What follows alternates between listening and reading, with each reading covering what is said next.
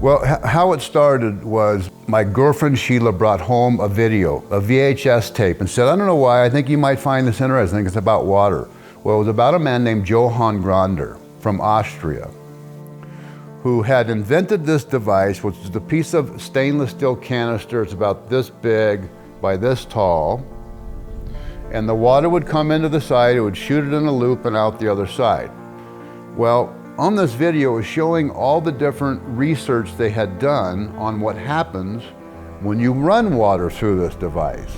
And in all kinds of different areas, in growing food, cooling towers where there's problem with scale buildup.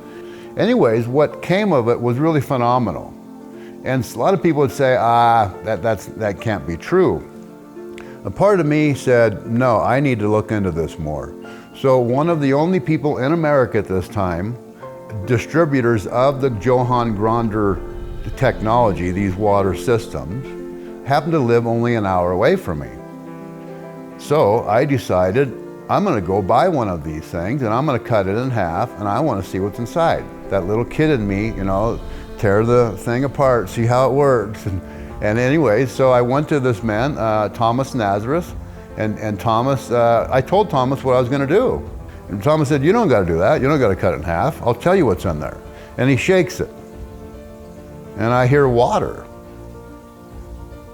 He said, this water comes from some cave that Johann Gronder found in Austria. And he found that this water from this cave has these healing properties to it. Basically, there's also magnets inside of this deal that's causing the water to be magnetized. It also puts the water into a little bit of a twist because of the cylinder that it goes through has a little shape that makes the water twist a little bit, spin a little bit. My mind just started going. I'm like, well, if water is this sensitive, what was happening as water ran through this, the informational fields, the frequencies from this special water were being transferred in all the water that ran by. It was in a copper jacket. And copper works real well. I've come to understand of transferring energy, right? It's electromagnetic conductor. So it's passing these informational fields from this water to all the other water, and we're talking treating hundreds and millions of gallons of water. It goes for years and years and years. The only downside about this was, as a man shared with me, the doctor, if you let it freeze, it can bust that jacket, okay? So he discovered some clients that happened to, some people that bought the water filter from him, and he decided to put what he called magnesoil, which is a paramagnetic soil. It comes from the Rocky Mountains. They found deer and elk rolling in the soil, which they found it was healing them. And he combined it with a few other ingredients, making his own solution of what he called magnesoil. So I bought one of his mugs that had magnesoil in it. I bought a couple of his wands, but I didn't buy this $1,800 filter.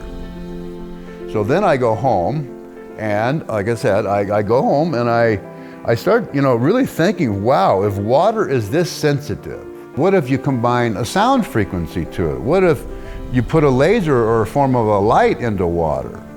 So basically, when I started, I thought when I was a little boy, I was always playing out in nature. And I was always fascinated with water also spinning and spiraling.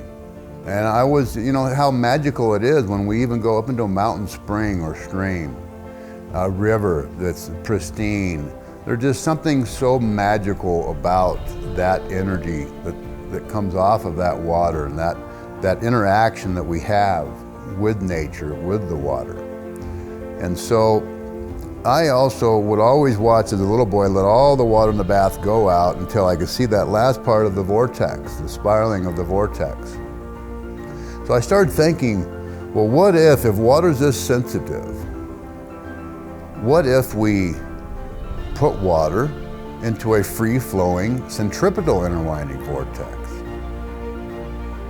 My thinking was, wow, that would be superior to something that's just forcing water through it and getting effects of magnetism like the Gronder unit and getting the effects of the jacket, the special jacket. Now, not that it would be better, but just that it might have an effect in a great way. So I got a vision of, through meditation, and I think even some of it came through dream time. You know, the vision of the little me, the little boy, and the whole vortex that I was fascinated with. I found this toy. There's a toy, they call it the vortex tube, and you put two pop bottles together and you can create this centripetal interwinding vortex in the pop bottle. I started receiving, I feel, messages from my spirit guides. As my teacher said, we all have. We have many of them. And my teacher said I was actually blessed to have like 30 of them. And because I had a lot of work to do, I needed extra help, so I was gifted with extra guides. That's what she told me anyways. So I basically followed my guidance about putting these magnets on this little toy. I then took these prototypes to both of my teachers, and I asked them, play with this for a little while and tell me if you find anything out, that you see anything special about the water. So I went back a week later to Grandmother Celia. And Grandmother Celia said, well, the first thing I was guided to do is I was guided to draw my bath water, and then my guides told me to fill up your vortex unit, one of the 2-liter pop bottles, fill it up, vortex it 4 times like you recommended me doing, and then I poured it in the bath. And when I poured it in the bath, I could instantly see all the molecules of the water, all the energy of the water shifting and changing. She had this gift to see these things, like some of us on the planet have had, and more of us are waking up to. So then she pours some of the vortex water in a glass, and it's all tap water. It's not filter water, it's all tap water. And so she pours the vortex water in one glass, tap water in another glass. She sets them on the table. She tells me to come over. This is about 3 to 5 minutes later. And she said, I want to show you something. She said, you see this glass right here? This water keeps moving. And it keeps moving for hours and hours and hours. And then this water that's coming right out of the tap, there's no movement at all. And I'm looking at the water, and I'm like, I can't see any difference, Grandmother. I mean, so then I go to Grandmother Falling Leaf, and I said, Grandmother Falling Leaf, did you find anything? And she said, yeah, Randy, I did. I found that when you vortex the water, the energy goes out from the water, and it creates a ring. And then you vortex it again, it goes out a little farther. You vortex it again, it goes out a little farther, another ring. And then after the 4th time you spin it, it goes out to about this far, out from the water bottle. Water bottle being about this big around. And she says, and you can literally feel the energy, you can feel where the rings are, and in between the rings it cools down, and then it warms up. It cools down and it warms up. Well, when I did this, I actually felt something. I could actually feel what she was talking about on a subtle effect, subtle change of warmth and cool. And so, like, interesting. Well, then Grandmother Falling Leaves also says, and I've come to realize this vortex, you can direct the energy of this vortex to somebody like a prayer. So you say the person's name, you say exactly what you wanted to do for them, and you get the vortex going, and you say, I direct the energy of this vortex to this person for this reason.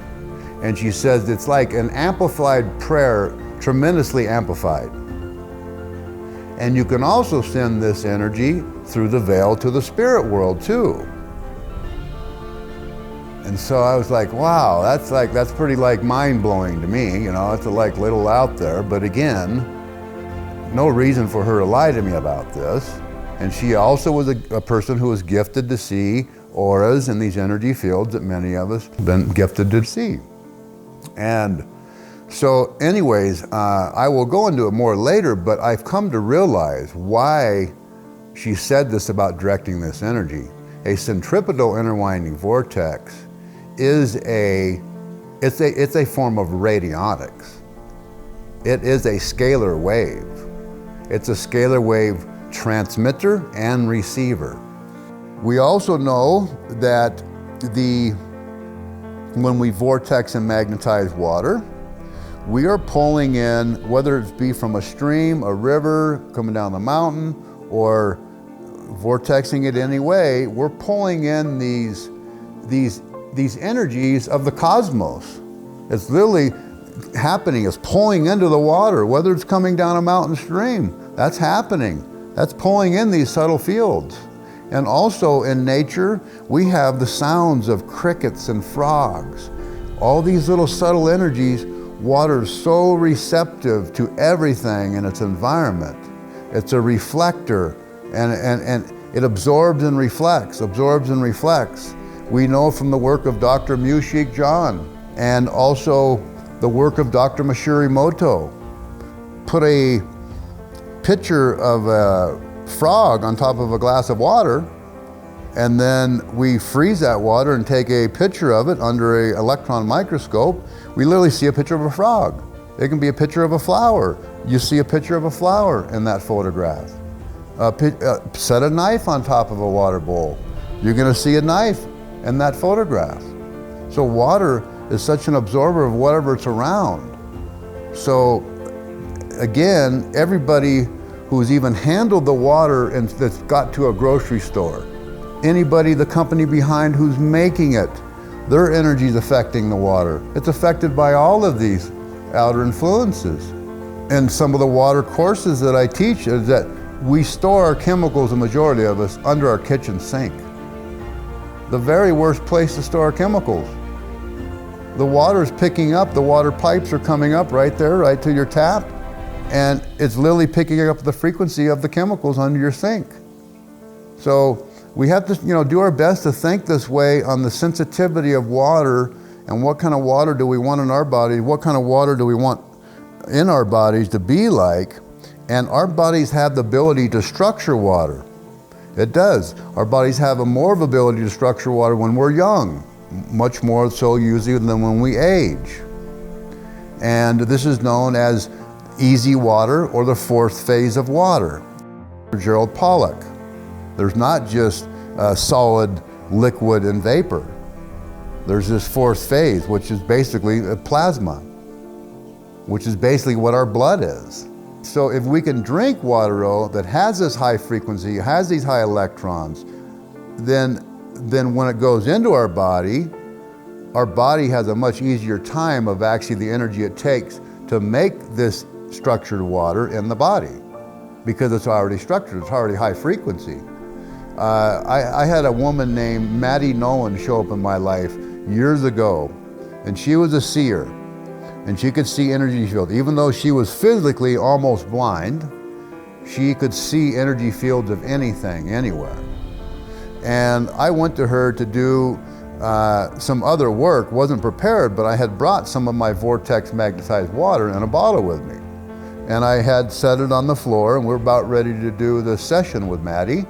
And Maddie looks down at the bottle of water and she says, where'd that water come from?